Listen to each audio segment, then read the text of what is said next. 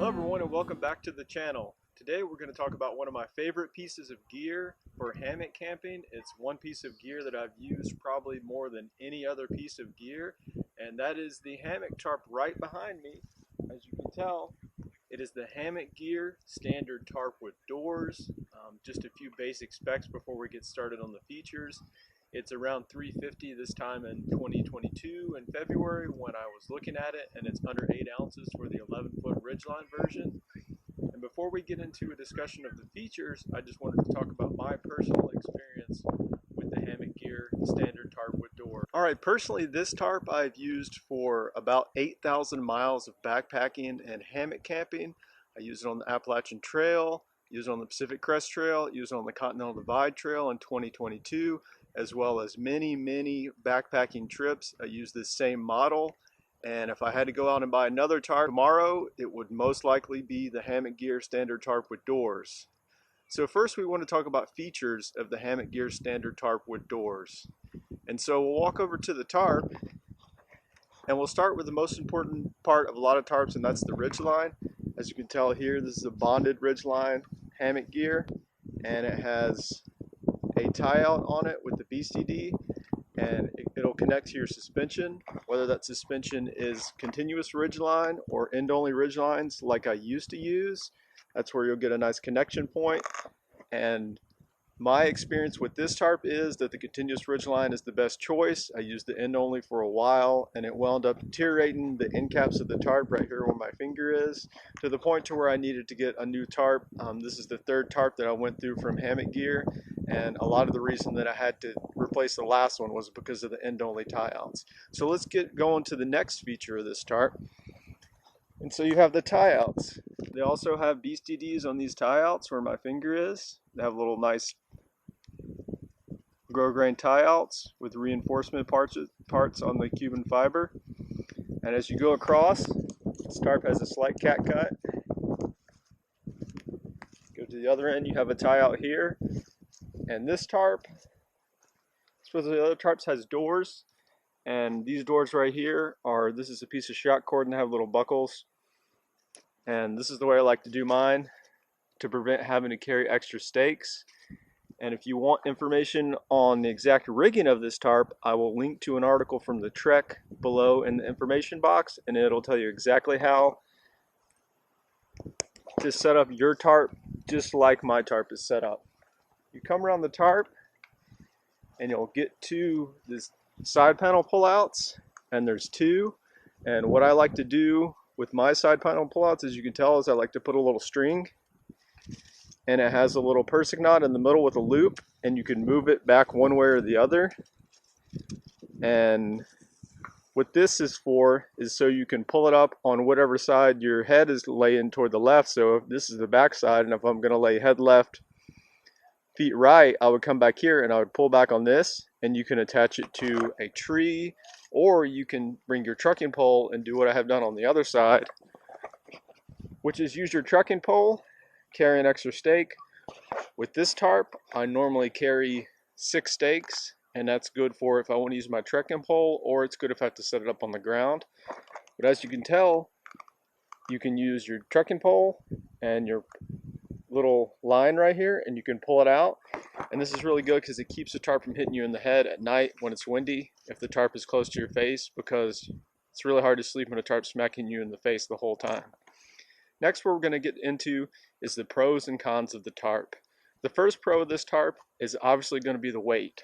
This tarp, as configured in the green DCF material, the Dyneema material, is under 8 ounces for the 11-foot ridgeline version. That's the only version I've used because I use an 11-foot hammock, and that is one of the biggest pros. And as we go inside, the next pro that also goes with weight is coverage for the weight. Inside here, I have an 11-foot Dutchware hammock, just a standard width. But as you can tell, let's open up the door.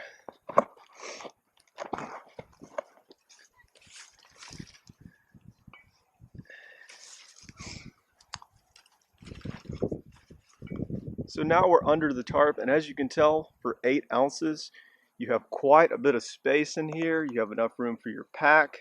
You have enough room to keep the tarp from hitting you in the face at night. and get any kind of dripping, you know, pretty far away from your hammock to keep all your stuff dry. Most of the time you can set it up to where you can pretty much stand straight up unless the weather's bad. Then you want to set it up a little bit lower to the ground.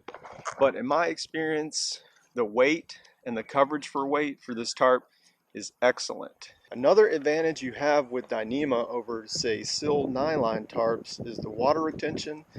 This tarp doesn't retain a lot of water, and it's very quick to dry out if you get it wet. Just a couple 10-15 minutes in the direct sun, this will be completely dry. Unlike your Sil nylon tarp, which you will be waiting 30-45 minutes to get dried out in the sun, is what I've experienced most of the time. And the last pro I want to talk about before we go on to the cons is Hammock Gear's customer service. This tarp is made right in the USA in Ohio, and the customer service on all of the Hammock Gear products have always been excellent. For me as a thru hiker and everyone else I've talked to, as anyone from a beginning hammocker to someone who's hammocked for decades. And that includes thru hiker support. When I was on the Appalachian Trail, I had a slight issue with the first Hammock Gear tarp that I got. I contacted them. They sent me out a replacement tarp, and they helped me get back on my way immediately. And they also helped me out on the Pacific Crest Trail with the tarp that I needed to get repaired, and they also helped me buy this tarp on the Continental Divide Trail when the version of this tarp I had was at the end of its useful life. Now we're going to get into the section of cons. And the first con with this tarp is pretty obvious. It's the price. This tarp runs about $350 for the 11-foot ridgeline version. This is a con with all Dyneema products, and it's a con that if you're the right type of backpacker or the right type of hiker or long distance hiker, that this is a con you're going to be able to put your money to where you can get a lot less weight, but this may make it a little bit out of the price range for people that are just going on weekend hike or something like that. It may not be exactly the price that they want to pay. The next con we want to talk about is one that happens with a lot of Dyneema fabrics that are really thin, and that is the opaqueness of the tarp. And what that means is how you can see through it. I'll just let you guys stand right there, and as you can probably see my hand poking through a little bit, and this affects you when you get ready to go to sleep at night. If you want to go to sleep early so you can get up early in the morning, say for instance you have to get up early to keep the snow from breaking through, or you just want to go to sleep and get up really early so you can hike a big day, sometimes the sun or oftentimes the moonlight will be inside of your tarp in your face, and sometimes you have to wear a buff, but it's not really a giant deal. And the last con that we want to talk about is the narrowness of this tarp for inexperienced users. There's a lot of discussion on this tarp about people setting it up and getting extremely wet in their first downpour or items like that. I noticed that when I very first started setting this tarp up, that you have to make extremely sure that you get your hammock centered, and also you get it centered side to side and centered between the tarp corners, because this tarp will provide excellent coverage in all weather situations. I've had it in torrential downpours almost and things like that, but if you don't get it set up exactly the way you want it, exactly the way it needs to be set up, you can get a little wet. I never experienced this a lot, but that's just one thing. If you're a new user for this tarp, you have to make sure that you get it dialed in before you take it somewhere that if you get really wet, this is going to be a safety issue. And so those are the pros and cons for this hammock. In conclusion, I would recommend this hammock for a very select group of people, and that group of people is people that are going to do long distance hiking or very weight conscious, and they're not concerned with having to pay a little bit of extra money to get a very light, reliable, durable piece of gear. Like I said before, I've had this model of this tarp for almost 8,000 miles of backpacking and hammock camping, and I really enjoy it. It's been really durable. It's lasted a long time. I've used it as a hammock tarp like this one, and I've also used it on the ground. I'll put some pictures of where I used it on the ground. They'll pop up, and it worked great both ways. To wrap everything up, that is the Hammock Gear Standard Tarp with doors. I recommend going to their website and checking this out if you're looking for extremely light hammock tarp for through hiking or long distance backpacking needs. If you wind up buying this tarp based on anything in this video, please tell them 2Speed sent you over. And thanks for watching the video. And before you get out of here, please like and subscribe and share the video. Thanks a lot.